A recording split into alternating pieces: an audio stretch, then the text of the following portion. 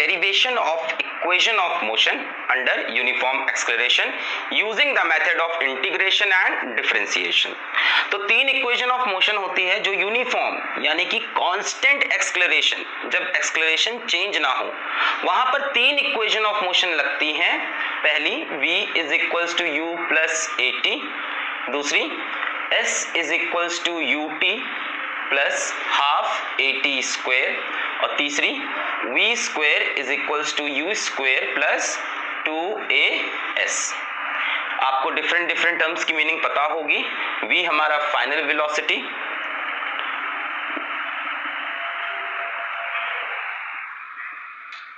u हमारा initial velocity,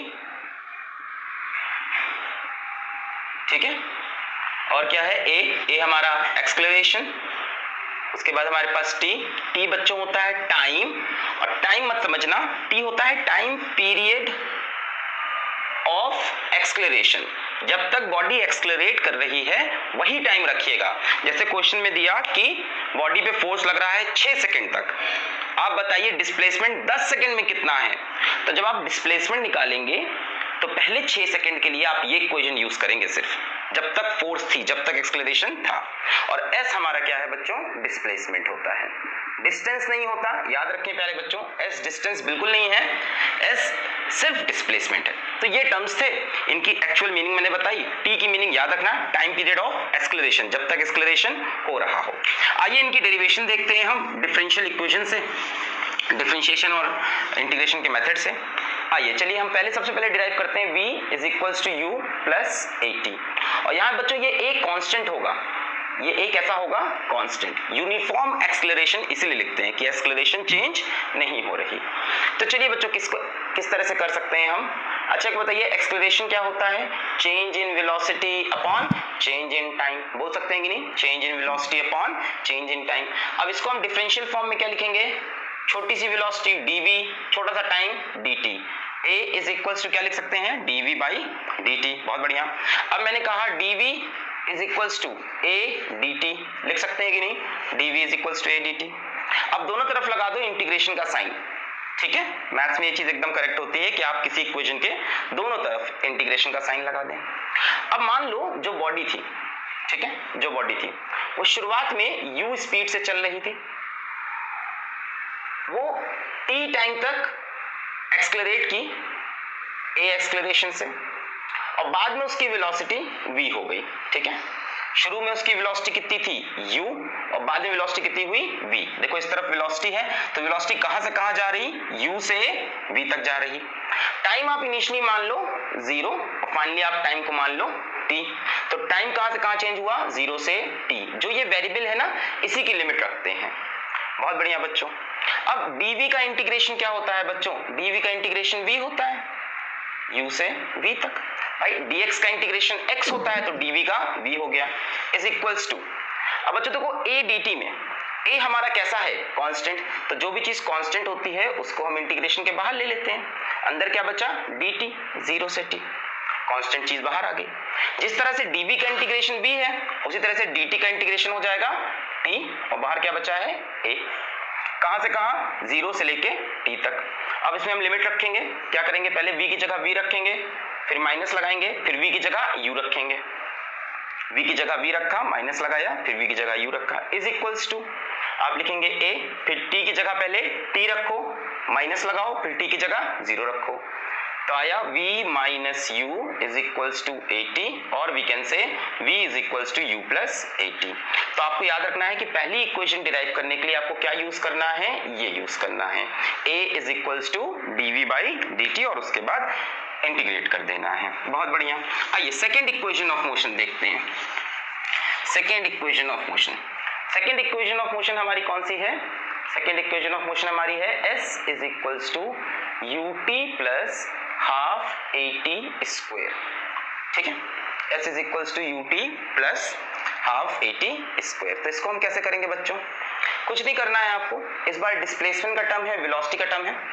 अब एक बात बताओ, वेलोसिटी क्या होता है, change in displacement upon change in time. तो हम लिख सकते हैं v is equals to ds by dt। वही एग्जाम्पल है, बॉडी u वेलोसिटी से चल रही थी, कितने टाइम के लिए चली, t टाइम के लिए।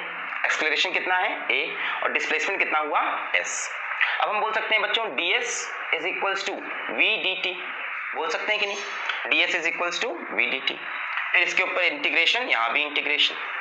अब हम क्या करेंगे, इस v की वैल्यू पहली वाली इक्वेशन से यहाँ रख देंगे, क्योंकि आप इसमें देखो u भी है, a भी है, t भी है, और पहली इक्वेशन में v की जगह हम u प्लस at रख सकते हैं, है ना। देखो इस इक्वेशन में क्या क्या है, इस इक्वेशन में u भी है, t भी है, a भी है, तो v की जगह हम पुट कर देंगे u प्लस at। तो हमने लिख दिया u plus at with respect to dt, ठीक है, हमने ऐसे लिख दिया। अच्छा, अब मान लेते हैं शुरू में डिस्प्लेसमेंट 0 है और बाद में जब यहाँ पहुंचे तब इनका डिस्प्लेसमेंट मान लेते हैं s हो गया, तो डिस्प्लेसमेंट जाएगा 0 से s। यहाँ वेरिएबल कौन है, यहाँ वेरिएबल टाइम है, तो शुरू में टाइम फिर से मान लो 0 और बाद में टाइम को मान लो t, तो टाइम का इंटीग्रेशन 0 से t। अब बच्चों ds का इंटीग्रेशन s हो जाएगा, कहाँ से कहाँ, 0 से s। dx का x होता है तो ds का s हो गया। अब यहाँ बच्चों ध्यान से देखो, इसको मैं ऐसे लिख सकता हूँ integration of u dt plus integration of at dt, है ना, अलग अलग कर सकते हैं, मैंने इंटीग्रेशन में चीज आपको बताई है, 0 से t, है ना, u dt and at dt। अब बच्चों यहाँ से देखो u कांस्टेंट है, u इनिशियल वेलोसिटी है, इनिशियल वेलोसिटी तो फिक्स है, वेलोसिटी चेंज हो रही है पर इनिशियल वेलोसिटी तो फिक्स है, तो u एक कांस्टेंट टर्म है, तो u को हमने बाहर लिया, इंटीग्रेशन ऑफ dt 0 से t। और दूसरे वाले टर्म में देखो a कांस्टेंट है, a को बाहर लिया, इंटीग्रेशन ऑफ t dt 0 से t। बहुत बढ़िया। अब बच्चों यहाँ मेरे को बताओ dt का इंटीग्रेशन कितना आएगा, t, तो मैंने लिखा u और dt का इंटीग्रेशन t 0 से t प्लस a बाहर है। बच्चों t dt का इंटीग्रेशन कितना आएगा, ये t की पावर 1 है तो इंटीग्रेशन क्या होगा, t की पावर 1 प्लस 1 अपॉन 1 प्लस 1, कहाँ से कहाँ, 0 से t। मेरे ख्याल से आपको इतना याद होगा, इंटीग्रेशन ऑफ x की पावर n dx क्या होता है, x की power n plus 1 upon n plus 1, तो यही तो किया हमने, t की पावर 1 थी तो t की पावर 1 प्लस 1 अपॉन 1 प्लस 1, ठीक है, यहाँ तक हमको क्लियर हो गया। अच्छा चलिए आगे लिखते हैं, इसी चीज को मैं ऊपर ले आता हूँ, तो इस तरफ मेरे पास s है, कहाँ से कहाँ, 0 से s, इस तरफ मेरे पास ये रहा u और t कहाँ से कहाँ, 0 से t, और मेरे पास a है और क्या है इसमें t स्क्वायर बाई 2, कहाँ से कहाँ, 0 से t। बस अब वैल्यूज रखते हैं, s की जगह s रखा, माइनस s की जगह 0 रखा, u t की जगह t रखा, माइनस t की जगह 0 रखा, प्लस a t की जगह t रखा, t square by 2 minus t की जगह 0 रखा, 0 स्क्वायर बाई 2। तो बच्चों ये s माइनस 0 बन गया s, ये बन गया बच्चों up, और बच्चों ये देखो ये क्या बनेगा, ये तो 0 हो गया, हाफ a t स्क्वायर। तो हम पहुंच गए अपने रिजल्ट तक, s is equals to ut plus half a t square. तो दूसरी इक्वेशन बिगिन करने के लिए आपको क्या यूज करना है, v is equals to ds by dt, और पहले वाले क्या यूज करना है, a is equals to dv by dt। Clear है एकदम, ठीक है, तो दोनों इक्वेशन डिराइव हो गई हमारी, बहुत बढ़िया भाई। अब बच्चों चलते हैं थर्ड इक्वेशन की तरफ। तो बच्चों थर्ड इक्वेशन हम लोग की कौन सी है, ये है v square is equals to u square plus 2as, ठीक है, ये अपना third equation.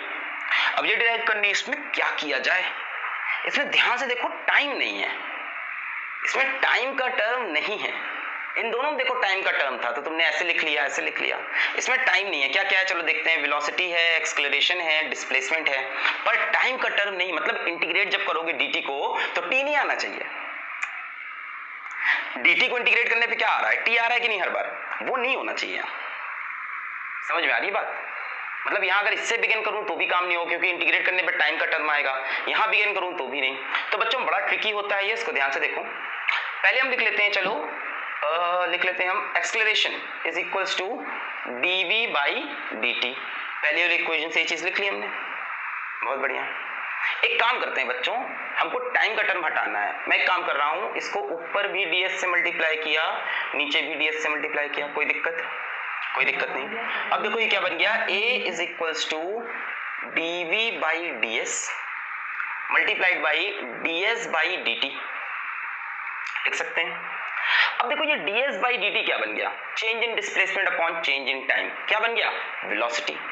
a is equals to dv by ds multiplied by velocity. अब देखो इसमें कहीं टाइम का टर्म है, नहीं है, अपना काम बन गया। एक्सेलरेशन है, वेलोसिटी है, डिस्प्लेसमेंट है, टाइम का टर्म गायब कर दिया। तो टाइम का टर्म गायब करने के लिए आपको ये अप्रोच याद रखनी है कि आप लिखो a is equals to dv by dt, ऊपर नीचे ds से मल्टीप्लाई कर दो, फिर इसको इधर ले जाओ dv बाई ds और ds बाई dt। अब ds by dt change in displacement upon change in time क्या बन गया? वेलोसिटी। लिख लिया आपने, खेल खत्म, आसान होगी चीजें। आप चाहो तो ये इक्वेशन ऑफ मोशन भी याद रख सकते हो, सीधा सीधा आप एग्जाम में यहां से स्टार्ट कर सकते हो, a is equals to v dv by ds। ठीक है, कम बच्चे इसको याद करते हैं, पर ये one of the very important equation of motion है, one of the very important. जैसे इक्वेशन ऑफ मोशन बच्चे याद रखते हैं, a is equals to dv by dt, सबको पता है। Velocity is equals to change in displacement upon change in time, सबको पता है। पर ये भी आप याद रखो, a is equals to v dv by ds। देख रहे हो, रटा हुआ है मेरे को, तुमको भी ऐसी रटी रही है चीज, ऐसा नहीं कि डिराइव कर रहे हैं क्या लिखा है ना। तीनों इक्वेशन को उठा के कॉपी में लिख लो और समझ लो कि ये तीनों क्या है, हमारी इक्वेशन ऑफ मोशन। भाई साहब ये इक्वेशन ऑफ मोशन नहीं है, पहली चीजें समझो। कोई टीचर आपसे पूछता है कि इक्वेशन ऑफ मोशन बताओ, तो ये मत बताना v is equals u plus at, s is नहीं, ये नहीं है। s is equals ut plus at square v, ये नहीं है। क्यों नहीं है? ये इक्वेशन ऑफ मोशन है अंडर यूनिफॉर्म एक्सेलरेशन, सिर्फ और सिर्फ तब जब एक्सेलरेशन कांस्टेंट हो तब ये चलेगी, अदरवाइज ये नहीं चलेगी, अदरवाइज ये चलेगी। ये कब सही है?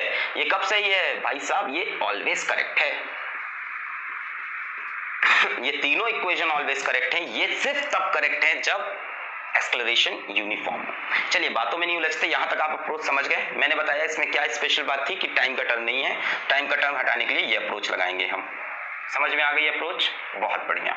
अब यहां से हम आगे बढ़ते हैं, कुछ नहीं करना, ds को इधर ले आओ, a ds is equals to v dv, a ds is equals to v dv, integrate कर दो। डिस्प्लेसमेंट कहां से कहां? 0 से s। वेलोसिटी कहां से कहां? u से v। ना तो समझिए, डिस्प्लेसमेंट 0 से s, यहाँ डिस्प्लेसमेंट का वेरिएबल, यहाँ वेलोसिटी u से v। चलिए बच्चों आगे बढ़ते हैं। अब एक बताओ, यहाँ पे a कांस्टेंट है तो a बाहर आ जाएगा, इंटीग्रेशन ऑफ ds 0 से s लिख सकते हैं। यहाँ बच्चों v dv लिखा है तो ये तो कुछ ऐसा हो गया, x dx जैसा इंटीग्रेशन हो गया। इसका क्या इंटीग्रेशन होगा? x स्क्वायर बाई 2, x की power 1 plus 1 upon 1 plus 1 type. तो यहाँ पे हमारा हो जाएगा क्या, ये v स्क्वायर बाई 2 है ना, v की पावर 1 है, v की power 1 plus 1 upon 1 plus 1 integration हो गया। कहाँ से कहाँ? u से v। ds का इंटीग्रेशन बच्चों ऐसा आएगा, कहां से कहां? 0 से s, बाहर a लिखा रख देते हैं। अब इसमें एक बार b की जगह v रखना पड़ेगा, v स्क्वायर बाई 2 माइनस, फिर v की जगह u रखना पड़ेगा, u स्क्वायर बाई 2 बन गया भाई। इधर क्या रखेंगे हम? एक बार s की जगह s रखा माइनस, एक बार s की जगह 0 रखा, is equals to v square minus u square बटे 2। ये 2 इधर आ जाएगा और उधर आ जाएगा तो हम क्या लिख सकते हैं? 2as is equals to v square minus u square, u को इधर ले लो तो v square is equals to u square plus 2as, इसको इधर ले गए, हो गया। तो इसको प्रैक्टिस करिए, वीडियो को एक दो बार देखिए, ये एग्जाम में 5 नंबर का आता है आपके स्कूल एग्जामिनेशंस में। और इसमें मैंने आपको जो चीज बताई है वो याद रखिएगा। एक ये टर्म याद रखना कि एक्सेलरेशन को हम लिख सकते हैं v dv बाई ds, बाकी ये सब तो आपको पता ही था अभी तक। तो बहुत बढ़िया, ये छोटा सा वीडियो था जिसमें एक 3 इंपॉर्टेंट डेरिवेशन मैंने आपको बताई।